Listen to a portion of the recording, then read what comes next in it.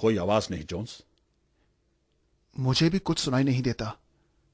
Jones, दरवाजा खोलो। कितना खौफनाक नजारा है। डॉक्टर घोषाल अपनी कुर्सी पर बैठे हैं, आंखें खुली पर बेजान, और माथे पर बिंदियों वाला पट्टा। जोन्स, बिंदियों वाला पट्टा। ये हिल रहा है। शर्मन, सांप। सांप के डसने के कुछ ही सेकंड में घोषाल मर गया। सांप? हां, कत्ल करने वाले अक्सर उसी हथियार से मारे जाते हैं जो उन्होंने किसी और के लिए तैयार किया था। अब इस सांप को अपने बिल में भेजना होगा, इस चाबुक की मदद के द्वारा, वापस घोषाल के सेफ में जो सांप का घर है। ध्यान से शर्मन। अब कोई खतरा नहीं। चलो मिस मीता से मिलते हैं और पुलिस को भी खबर करनी है।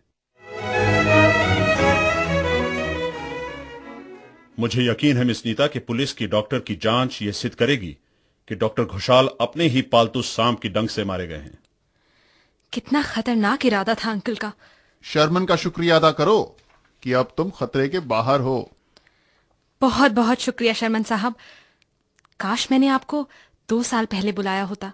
आइए, बाकी की रात होटल में गुजारिएगा। कल सुबह हम आपको शहर ले जाएंगे। यहां रहने से बेहतर होगा कि आप अपनी आंटी के साथ रहें।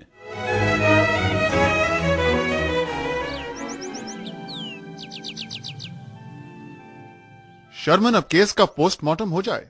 हां जोन्स, सबसे पहली बात, बिना पूरी जानकारी हासिल किए किसी केस पर दिमाग लड़ाना उचित नहीं।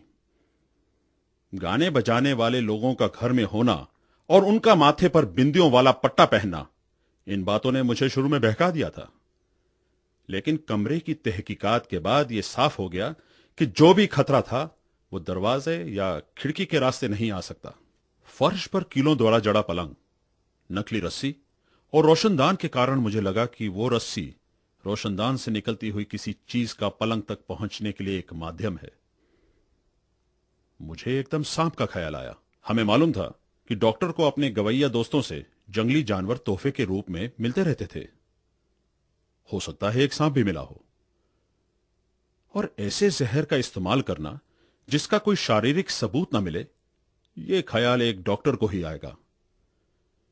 सांप के डंक से छोड़े गए छोटे छेद माइक्रोस्कोप से देखने पर ही सामने आएंगे। फिर वो हल्की हल्की सीटी की आवाज, हां, उसकी वजह से बहुत मुश्किल आई। डॉक्टर साहब को सांप वापस बुलाना था। उन्होंने सांप को ट्रेनिंग दी, बिल्कुल पैवलोव के कुत्ते और घंटी के एक्सपेरिमेंट की तरह। वो रात को एक छड़ी के द्वारा सांप को रोशनदान में डाल देता था। उसे मालूम था कि सांप रस्सी के सहारे नीचे उतरेगा। हो सकता है वो कुछ रातें बच जाए, लेकिन कभी ना कभी तो सांप उसे काटेगा ही। सीटी की आवाज पर सांप उसी रस्सी के सहारे उसे मिली गई ट्रेनिंग के अनुसार वापस चला जाता था डॉक्टर घोषाल के सेफ में, और लोहे की सलाख जैसी आवाज होती थी सेफ का दरवाजा बंद होने पर। लेकिन कल रात क्या हुआ? जब मैंने सांप के फुफकारने की आवाज सुनी तो मैंने अपनी छड़ी से तुरंत रस्सी पर हमला किया।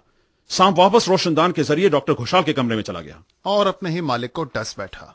मेरी छड़ी के द्वारा पीटे जाने पर वो दर्द और गुस्से में था, और जो पहला इंसान उसके रास्ते में आया उसने उसे डस लिया और अपने मालिक के माथे पर बिंदियों वाला पट्टा बनकर लिपट बैठा।